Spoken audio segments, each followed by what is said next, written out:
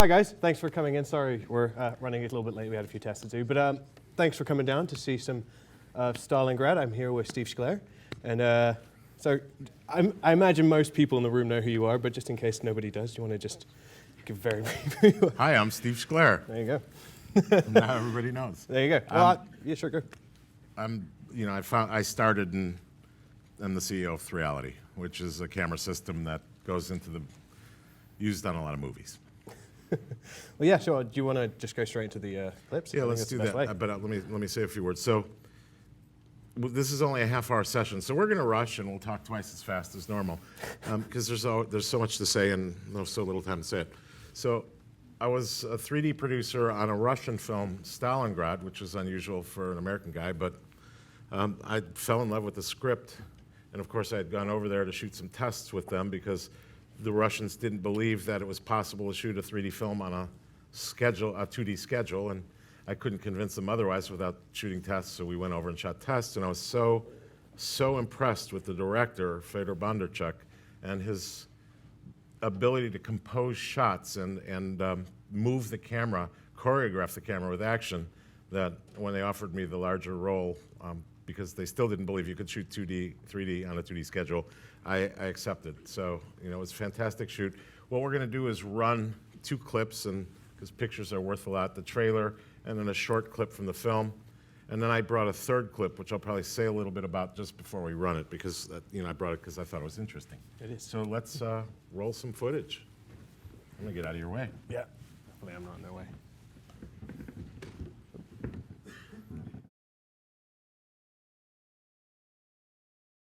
So there's one more clip. Oops, sorry. Gotta say, that's pretty impressive being up here and feeling all the rumbles up here. Yeah, they did a fabulous job on the soundtrack, which I don't go near. I just think it's a really cool film. It's beautifully photographed. The guy named Maxime was the director of photography, and he's amazing. So I brought a 3rd clip, which is just a scene I cut out of Camera Original, because I just think it's interesting to see Camera Original on things like this. So when you watch this, the opening piece of it is a shot that runs for over 1 minute. That was one of the test shots we did, so it's not in the film. And the reason I bring this is because I still think it's one of the most amazing 3D shots I've seen, and I like the shot a lot. And the rest of it, is you'll see the green screens, you'll see, the little trailers next to the size of the explosion, and anybody who's on fire is really on fire. There's no CGI in this piece, so let's roll that piece. Yep.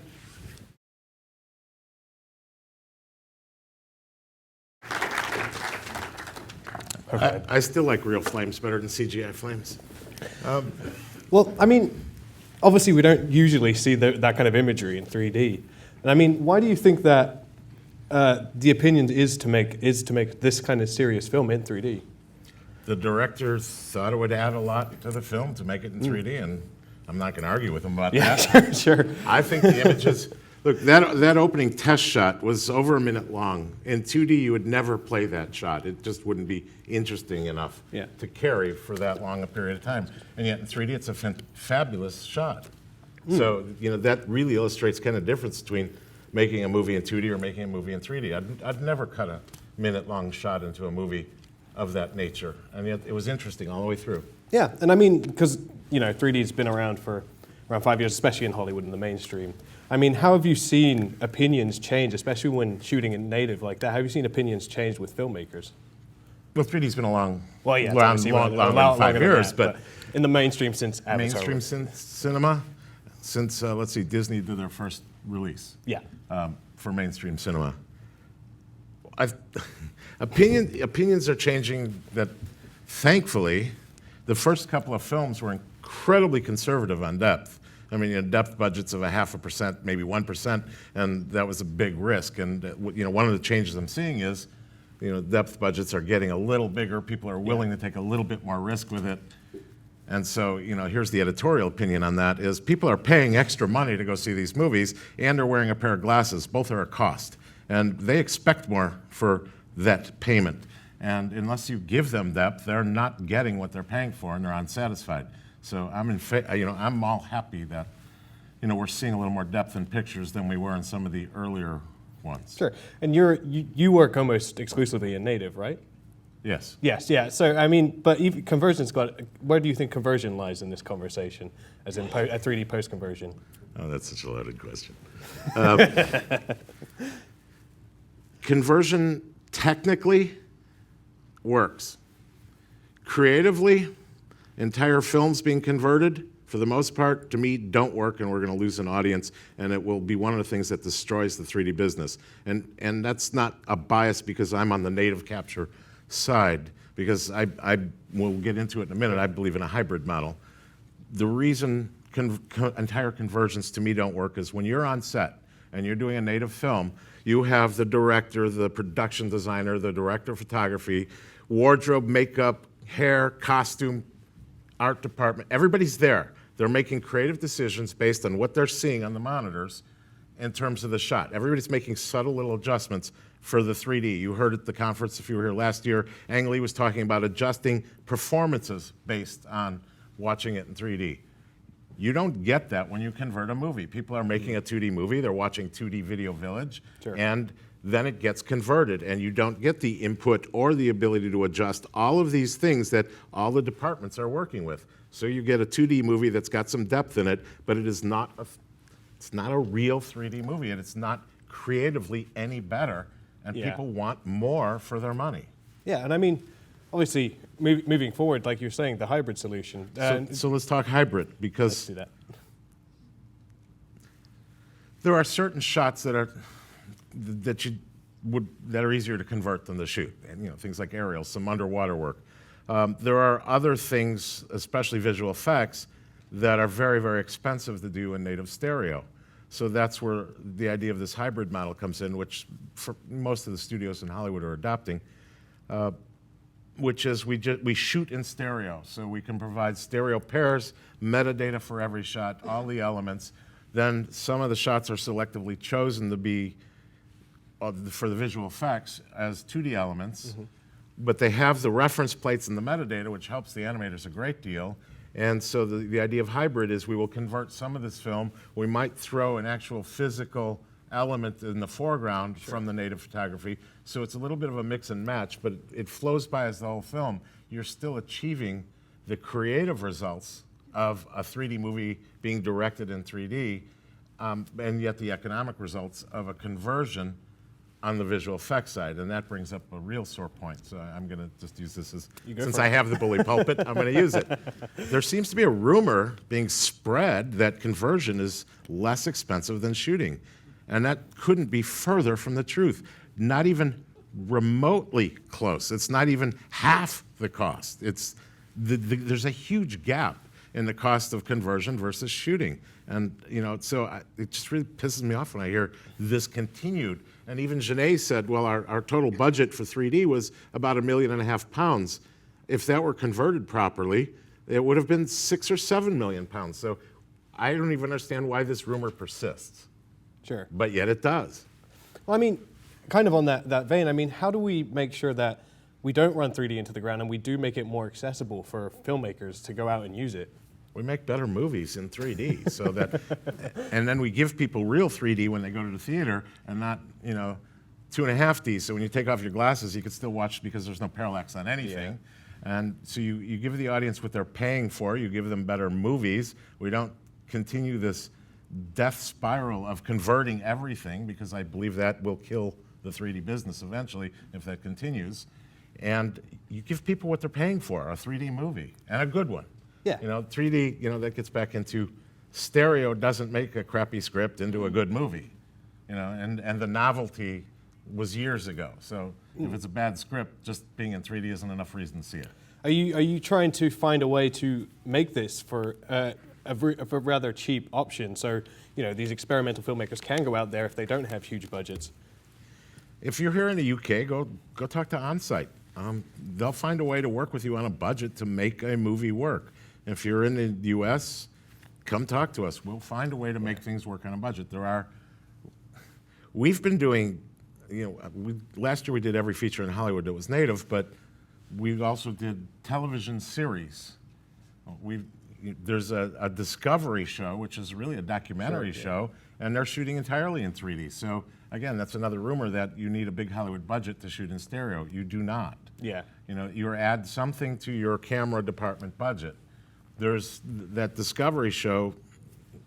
It's called How It's Made, which is one of my favorite shows because they run around and shoot. You know, how do you make things like, you know, this bottle of water and these stereo Dolby glasses. That's a 3-person crew, and they're running around shooting with one of our TS rigs. But there's 3 people, and they're doing these documentaries the way they've done them for years, and it's very successful, and it works for them. Sure. And so, you know, if they can reach this, then anybody can, and any independent film can. Good. I mean, that's always what's excited me as someone who's a journalist who's supportive of 3D, is getting it out there into the hands of these creatives to go out there and push it and find new ways to innovate. There's more misinformation in the business than sometimes one would care. There's more urban myths that continue to be perpetuated over, you know, what it costs to shoot 3D, the difficulty, the timing, and yet all the shows we do prove that that's not true. And even as you're doing these shows and you run into shots that have a problem, or you have some polarization artifacts or little fixes, because you always need in post to do little fixes, 2D or 3D, great, go put it on a Mystica. You could fix it really fast. Yeah. Well, I mean, I know we don't have tons of time, so I know some people are going to want to ask some questions. So God, that's so short. I know. Does anybody have any questions? Come on. Or we can keep talking. Oh, we can keep talking. All right. Well, I mean, because you're working on a few bigger movies at the moment. I mean, how are you working with these directors when they're not so 3D literate in a way? So how do you go about that training process to make them so they are competent in this? You know, directors are generally fairly smart creatures. And they all see in depth. Yeah. Because they've been spending their whole careers taking a 3D world and making it 2D. So all you have to do is break through this training, the muscle memory that goes into it, so they could make go back from making it a 3D world into 2D into making it 3D. Sure. The directors, photography, and directors we work with all see in depth. It's really about attitude. Some directors think that the fact that the studio has imposed on them that they have to shoot the movie in stereo is a burden, and they don't want to listen, and they just want to go make the movie the way they would normally make a movie. And there are other directors who embrace the idea of a new tool in the toolkit and use it for creative storytelling. And you could see the difference in those films. I mean, there are some films that, to me, play better in stereo than they did in 2D, and those were directors who embraced the idea. Genet was one of them. I want to shoot on 21, 27 millimeter lenses.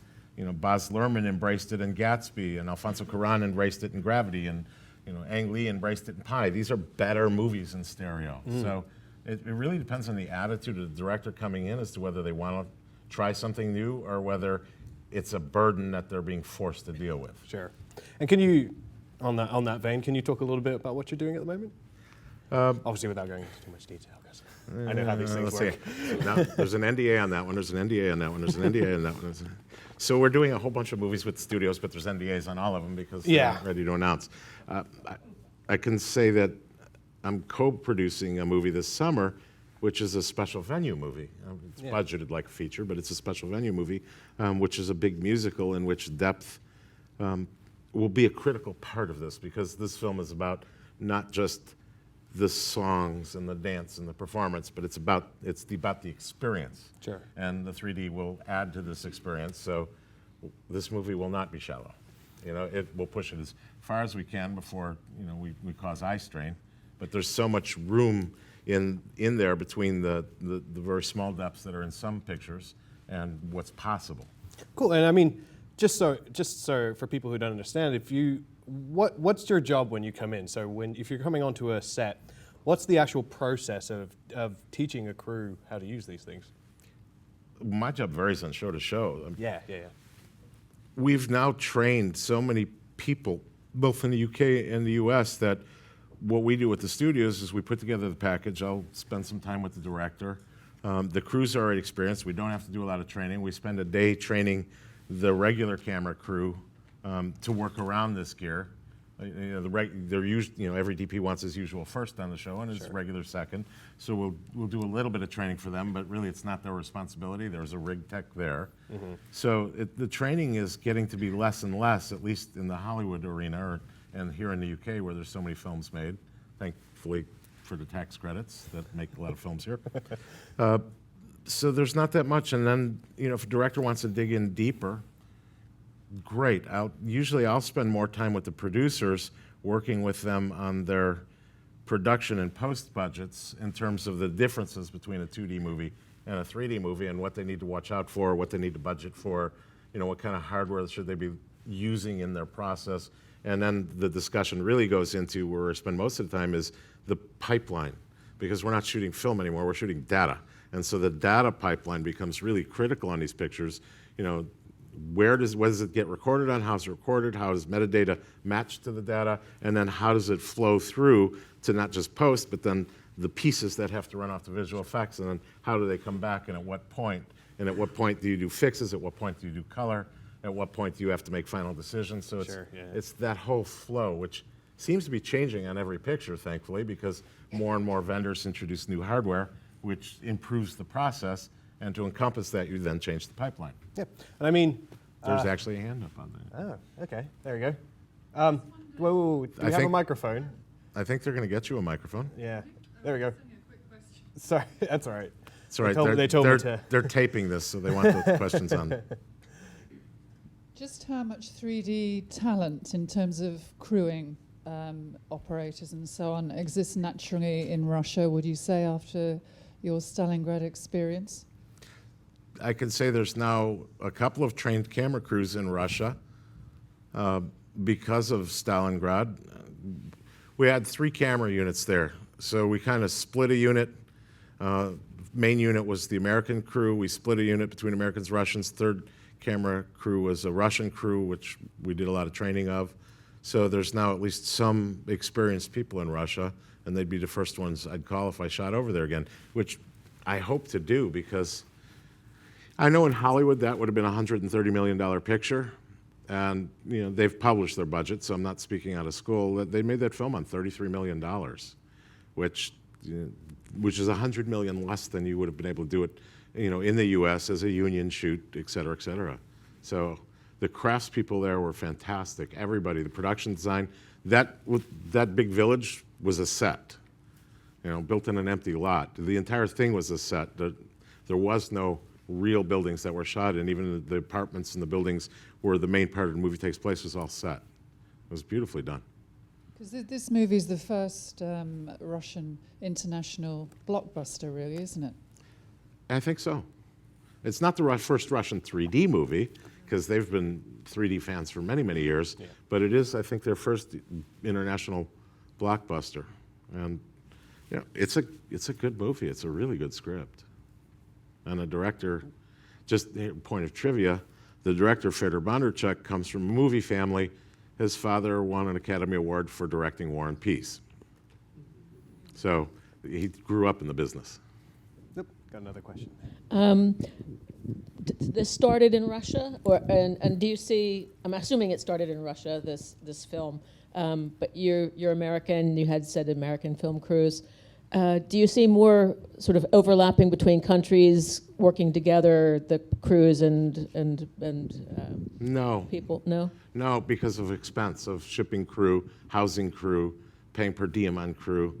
But I see countries where, right now, if there's a big 3D film in the UK, we don't send anybody, because there's so many people here who are so qualified to work on those films.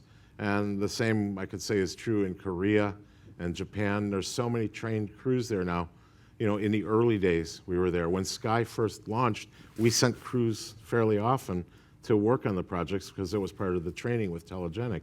But eventually we're out of that picture, which is the way it should be, because it's not economical at that point. It's expensive to bring crew in and out. So local crews make budgets work better.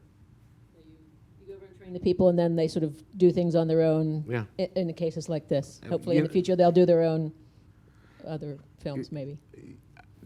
To me, this is bragging about the technology. The camera technology to me is very, very good. it does a lot of things that used to have to be done manually.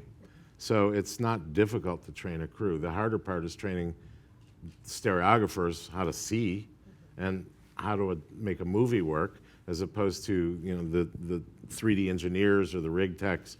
I mean, they all come from a position of being highly skilled crew and talent. So to learn a new piece of equipment is not that big of a deal. The creative part is always what takes longer. Thank you. Well, you got to teach Yeah. a man to fish. Exactly. That's right. You don't want to just feed him once. One more hand. Yeah, last question. You mentioned it was great to hear you talking about the sort of movies being made with depth. You actually get something for your extra money when you go to the cinema. You mentioned the 0.5% obviously being too weak. What's your sort of idea of what is the ideal percentage? If you talk in terms of percentage, we use a sort of a third rule of distance. Well, Sky has the 3% rule, but they'll violate that for certain key shots, so that means you can go further than that. I know some of the films we've made, we've pushed things to 7%, but briefly and carefully. So you can push you can't play a movie with that much disparity, but you can go there for an effect. Especially, and it's better if it's part of the script as opposed to gratuitous. But you can push out that far. You can push a little even further. Not much, but a movie should play down there where Sky has it. I mean, it's like music. In order for there to be high notes, there has to be low notes. Well, I think that's about all we have time for, unfortunately. Wow. I know. It's all now. All right, well, that was quick. Thank you. Sorry about that, guys, but thanks.